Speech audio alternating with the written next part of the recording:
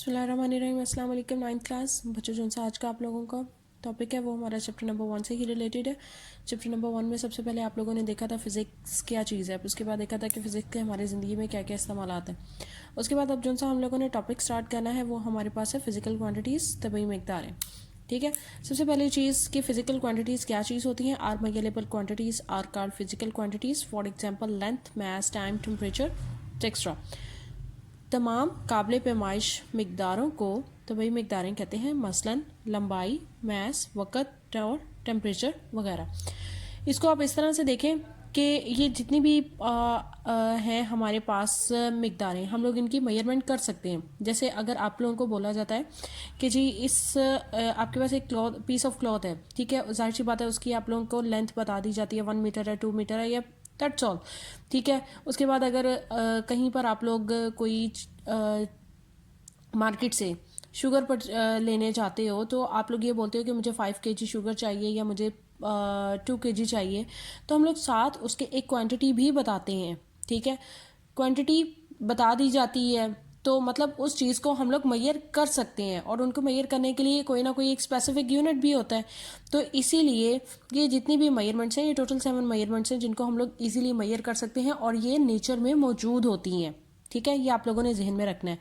अब जो चीज़ मेजरमेंट की जा सकती है उसको हम लोग बोलते हैं फिजिकल क्वांटिटीज़। उसके बाद हमारे पास है करेक्टरिस्टिक्स ऑफ फिजिकल क्वांटिटीज़, तबई मकदारों की खसूसियात। A physical quantity possesses at least 2 common characteristics. किसी भी तबई मकदार की अमूमन कोई सी 2 खसूसियात मुश्तरक हो सकती हैं। नंबर 1 न्यूमेरिकल मैग्नीट्यूड, अददी कीमत, and number 2 unit in which it is measured, unit जिसमें इसको मापा गया हो। अददी कीमत मतलब जैसे कि मैंने आप लोगों को बताया कि अगर हम लोग शुगर लेते हैं तो हम लोग बोलते हैं कि 5 kg मुझे चाहिए, तो इसमें जो 5 है, 5 का जो डिजिट आ जाएगा हमारे पास, वो हमारे पास न्यूमेरिकल वैल्यू है, और जो केजी है, केजी को हम लोग एज अ यूनिट लेंगे। ठीक है, तो किसी भी फिजिकल क्वांटिटी को रिप्रेजेंट करने के लिए हमारे पास 2 चीज़ों का मौजूद होना ज़रूरी है। नंबर 1 हमारे पास उसकी न्यूमेरिकल मैग्नीट्यूड, अददी कीमत, और उसके बाद नंबर 2 हमारे पास जो उसका यूनिट है कि कितनी क्वांटिटी में हमें वो चाहिए था। हम लोगों ने उसके लिए एक स्पेसिफिक यूनिट फिक्स किया गया है, और जो इंशाल्लाह हम लोग अपने नेक्स्ट टॉपिक में पढ़ेंगे, वो यहाँ पर हम लोग उसको राइट कर देते हैं कि हमें इतने केजी यूनिट शुगर चाहिए। ठीक है, उसके बाद हमारे पास फिजिकल क्वांटिटीज़ की टाइप्स आ जाती हैं। फिजिकल क्वांटिटीज़ को बेसिकली हैं तो इसकी इसको 3 डिवीजन्स में इसको किया गया है डिवाइड, लेकिन जो आप लोगों की बुक में है वहाँ यहाँ पर हम लोग सिर्फ 2 के बारे में डिस्कशन है।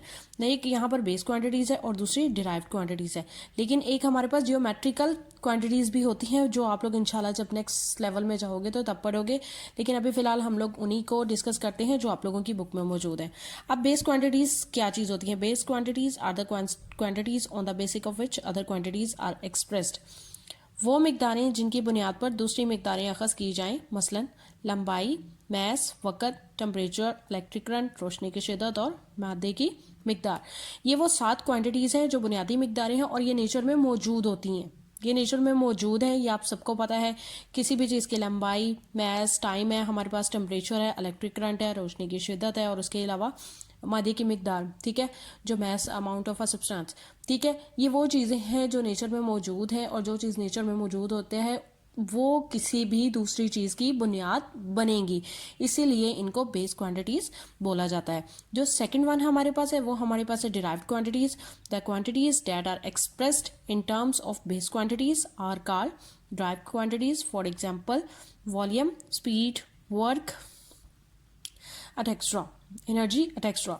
माखूज मकदारें वो मकदारें जो बुनियादी मकदारों से अखज़ की गई हों, मसलन मतलब यहाँ पर अभी बताया गया कि बुनियादी मकदारें वो होती हैं जिनसे दूसरी बुनियादी मकदारें जो वो अखज़ की जाती हैं।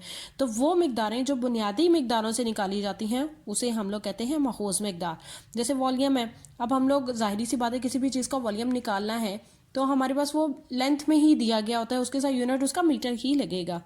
ठीक है, ये सारी चीज़ें जितनी भी हैं ये हम लोग माखूज मकदारों के अंदर डिस्कस करते हैं। ये था आज का आप लोगों का टॉपिक। ओके बच्चों, अल्लाह हाफिज़।